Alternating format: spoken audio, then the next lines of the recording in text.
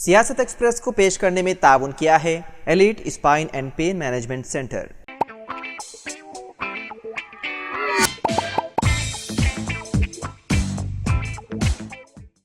अस्सलाम वालेकुम नाज़रीन, सियासत एक्सप्रेस में आपका इस्तकबाल है। मैं हूं Mohammad Shaukat.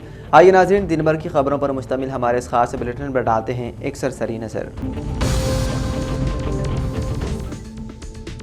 Telangana drugs control administration ने कोटी हैदराबाद में बगैर लाइसेंस के फ़रोख्त किए जा रहे 22 किस्म के एस्टेरॉयड दवाएं ज़ब्त की, जिनमें एंड्रोजन और एनाबॉलिक स्टेरॉयड शामिल हैं, जिनकी कीमत 2 लाख रुपए बताई गई है। यह दवाएं जिम जाने वालों और बॉडी बिल्डरों को फ़रोख्त की जा रही थी।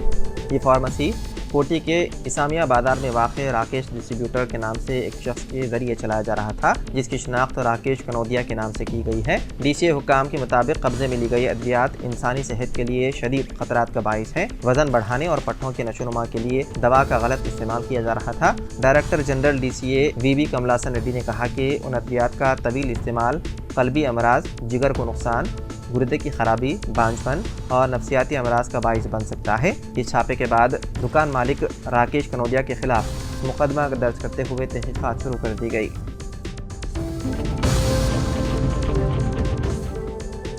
वोट बराए नोट केस में तेलंगाना के वज़ीर आला रेवंत रेड्डी को राहत हासिल हुई। सुप्रीम कोर्ट ने इस केस को दूसरी अदालत को मुंतकिल करने से इनकार कर दिया। BRS के रुकन असम्बली जगदीश रेड्डी की जानिब से दाखिल की गई दरख्वास्त पर अदालत उज़्मा में समाअत हुई और उन्होंने ख्वाहिश की थी कि इस केस की तहकीकात दूसरे कोर्ट को मुंतकिल की जाए। अदालत ने उस दरख्वास्त को मुस्तरद कर दिया। सुप्रीम कोर्ट ने एक रिटायर्ड जज के जरिए केस की तहकीकात की निगरानी करने से भी इनकार कर दिया। अदालत ने कहा कि अगर मुस्तक़बिल में वज़ीर आला की मुदाखलत का कोई सबूत है तो वो अदालत से रुजू हो सकते हैं।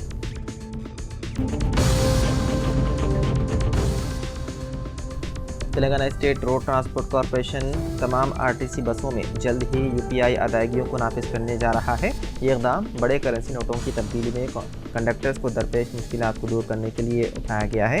इत्तलात के मुताबिक डिजिटल अदायगियों के लिए एक पायलट प्रोजेक्ट पहले ही दिलसुखनगर और बल्लागुड़ा बस डिपो में कामयाबी के साथ नाफिज किया जा चुका है। महाराष्ट्र, तमिलनाडु, गुजरात और कर्नाटक जैसी रियासतों ने पहले ही मरहलेवार अंदाज में बसों पर UPI अदायगियों में तब्दीली शुरू की है। रिपोर्ट में बताया गया है कि RTC मैनेजिंग डायरेक्टर VC सज्जना ने RTC हुक्काम को तमाम RTC बसों में डिजिटल अदायगियों बशमूल गूगल पे, पेटीएम, फोन पे, क्रेडिट और डेबिट कार्ड और डिजिटल अदायगियों की दीगर अक़साम पर मुंतकिली के लिए मुतरा किया।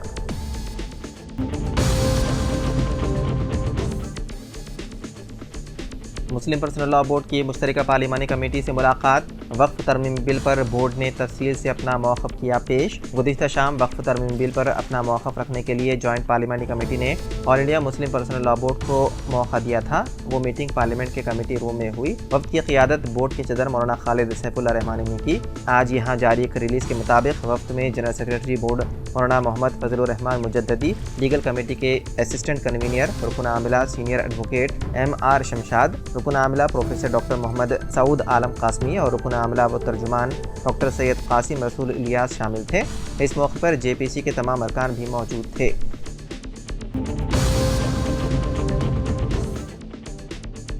जिनसी ज़्यादती के मुलजिम टॉलीवुड कोरियोग्राफर जानी मासर को जुमा 20 सितंबर को 14 दिन की अदालत तहवील में भेज दिया गया। वाज़ेह है कि कोरियोग्राफर, जिसका असल नाम शाइख जानी बादशाह है, पर साल 2019 में एक नाबालिग कोरियोग्राफर के साथ जिनसी ज़्यादती के इल्ज़ाम में पॉस्को एक्ट के तहत मुकदमा दर्ज किया गया था जब वो 15 साल की थी। बताया गया है कि जानी बादशाह को चंचलगुड़ा जेल मुंतकिल कर दिया गया। मुताशरा, जो अब 21 साल की है, ने इल्ज़ाम लगाया ये ज़्यादती का सिलसिला 5 साल पहले शुरू हुआ था और उसने 11 सितंबर को रायदुर्गम पुलिस स्टेशन में एक सील बंद लिफाफे में शिकायत दर्ज करवाई थी।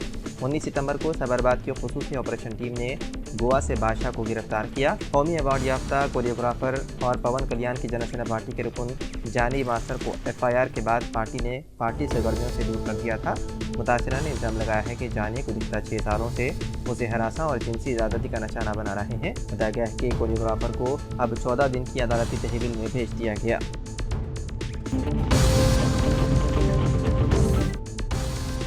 फिर हैदराबाद के इलाके मंगलहाट में पुलिस ने 20 सितंबर जुमेरात के रोज़ मिलाद-उन-नबी सल्लल्लाहु अलैहि वसल्लम के जुलूस के दौरान मंगलहाट के 2 रिहायशों पर हमला करने के इल्ज़ाम में कुछ लोगों के खिलाफ मुकदमा किया दर्ज। एक शख्स सूरज सिंह अपनी मोटरसाइकिल पर काम के लिए जा रहा था।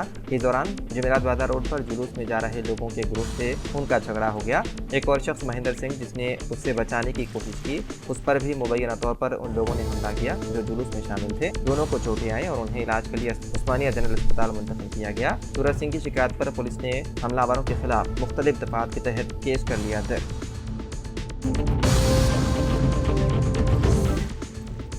तेलंगाना हुकूमत जुमे के रोज़ मुनक़िद होने वाले काबीनी इजलास में हाइड्रा को दिए गए इख्तियारात में मज़ीद इजाफा करने का फैसला कर सकती है। फिलहाल हाइड्रा गैर मजाज तामीरात को मुनहदिम करने तक महदूद है।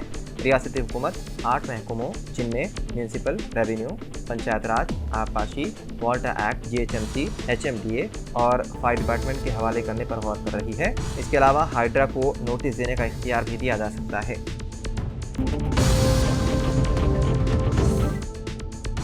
सुप्रीम कोर्ट ने कर्नाटक हाई कोर्ट के जज जस्टिस V सुरेशानंद की जानिब से बेंगलुरु के एक इलाके को पाकिस्तान कहने पर अज खुद नोटिस लिया है।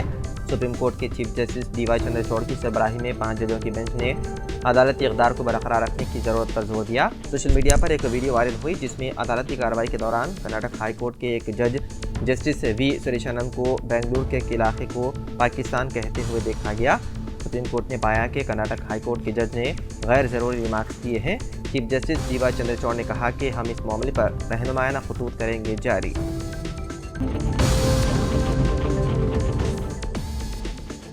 सुप्रीम कोर्ट का यूट्यूब चैनल जुमे को हैक कर लिया गया। इस पर क्रिप्टो करेंसी से मुतालिक इश्तिहारात दिखाए जाने लगे। ये अमेरिकी कंपनी रिपल लैब्स की तैयार करदा क्रिप्टो करेंसी से मुतालिक थे। सुप्रीम कोर्ट आईनी बेंचों के सामने दर्ज मुकदमात की लाइव समातों को चलाने के लिए यूट्यूब का इस्तेमाल करती है और जिनमें मफाद आमा शामिल हैं। इस वक्त के चीफ जस्टिस U ललित की ज़ेर सदारत फुल कोर्ट मीटिंग में मुत्तफ़िक़ा फैसला लिया गया, जिसके तहत सुप्रीम कोर्ट ने साल 2018 में केस पर एक अहम फैसले के बाद तमाम आईनी बेंच की समात की कार्रवाई को लाइव स्ट्रीम करने का फैसला किया था।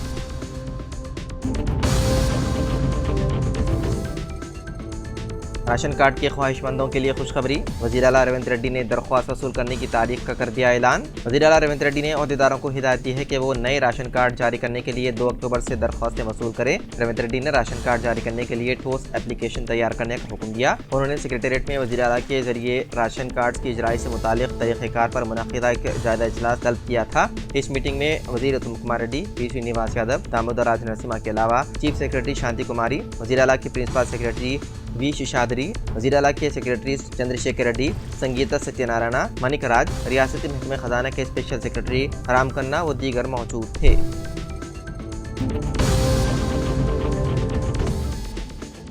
आम आदमी पार्टी के कन्वीनर व दिल्ली के साबिक़ वज़ीर आला अरविंद केजरीवाल 22 सितंबर को जंतर मंतर पर जनता की अदालत यानी कि अवामी अदालत से खिताब करेंगे। वाज़ेह रहे कि जेल से बाहर आने के बाद अपने इस्तीफे का ऐलान करते हुए अरविंद केजरीवाल ने कहा था कि अब वो अवामी अदालत में जाएंगे। अरविंद केजरीवाल ने मंगल 17 सितंबर को लेफ्टिनेंट गवर्नर से मुलाकात की और अपना इस्तीफा पेश किया। 15 सितंबर को अपने इस्तीफे का ऐलान करते हुए केजरीवाल ने कहा था कि वो वज़ीर आला की कुर्सी पर तभी बैठेंगे जब अवाम उन्हें आइंदा असेंबली इंतखाबात में ईमानदारी का सर्टिफिकेट देंगे। आपको बता दें कि अगले साल फरवरी में दिल्ली में असेंबली इंतखाबात होने का इम्कान है।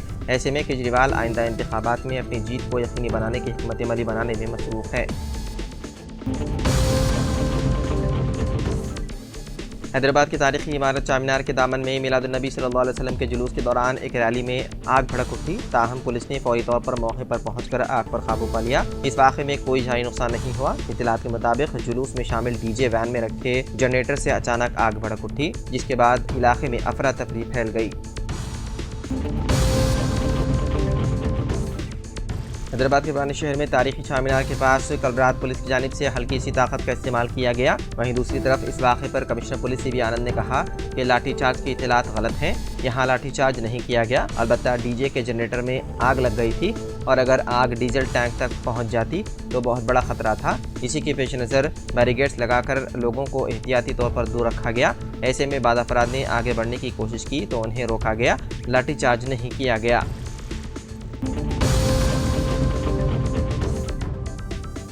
डेटिंग साइट पर लड़की बनकर लोगों को धोखा देने वाले चालबाज नौजवान को हैदराबाद की साइबर क्राइम पुलिस ने बेंगलुरु से गिरफ्तार कर लिया। तहकीकात के दौरान पुलिस को पता चला कि 26 साल रणधीर, जिसका ताल्लुक बेंगलुरु से है, उसने अमेरिका में मैकेनिकल इंजीनियरिंग की तालीम हासिल की और 6 साल तक वहीं मुकीम था। बाददा वो बेंगलुरु वापस हो गया और वो वहाँ की एक कंपनी में प्रोडक्ट डिजाइनर के तौर पर काम कर रहा था और उसे पुरतश जिंदगी गुजारने की आदत पड़ गई थी। ऑनलाइन गेम्स की वजह से उसकी मुलाजिमत चली गई, जिसकी वजह से वो माली तौर पर परेशान हो गया। बाददा उसने डेटिंग वेबसाइट से खूबसूरत लड़कियों की तस्वीर हासिल की और इन तस्वीर के जरिए अपना एक नकली प्रोफाइल लड़की के नाम से बनाया। शातिर नौजवान इस फेक आईडी की मदद से बैरून ममालिक में मुकीम हिंदुस्तानियों से राब्ता कायम करते हुए उन्हें धोखा दिया करता था। मुलजिम नौजवानों से बात करते हुए उन्हें बहला फुसला कर उनकी निजी तस्वीर हासिल करके उसे वायरल करने की धमकी देते हुए भारी रकम का मुतालबा किया करता। उसने हैदराबाद में मुकीम एक हैदराबादी नौजवान से ब्लैकमेल करके डॉलर्स वसूल किया और उसके बाद भी हरासा कर रहा था। इस दौरान मुतासिर नौजवान के वालिद ने हैदराबाद साइबर क्राइम पुलिस से रुजू हुए। तहकीकात करते हुए पुलिस ने सुराग लगाकर मुलजिम को गिरफ्तार करने में कामयाबी की हासिल।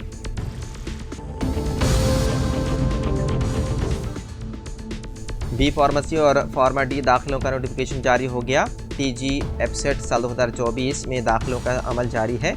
जिन तलबा के सर्टिफिकेट्स की जांच मुकम्मल हो गई है वो 24 ता 25 सितंबर ऑप्शन दे सकते हैं। 25 सितंबर को ऑप्शन फ्रीज करना होगा। 27 सितंबर को प्रोविजनल अलाटमेंट होगा। नशिस्तें पाने वाले तलबा 27 और 28 सितंबर को वेबसाइट से ट्यूशन फीस अदा करें। सेल्फ रिपोर्टिंग करना होगा। 28 और 29 सितंबर को मुतालिका कॉलेजेस में रिपोर्टिंग करें। मज़ीद तफसीलात के लिए tgepset.nic.in पर लॉगिन कर सकते हैं। तो नाज़रीन, सियासत एक्सप्रेस में फ़िलहाल इतना ही। मज़ीद ख़बरों के लिए आप बने रहिए सियासत TV के साथ। फ़िलहाल मुझे दें इजाज़त। खुदा हाफिज़।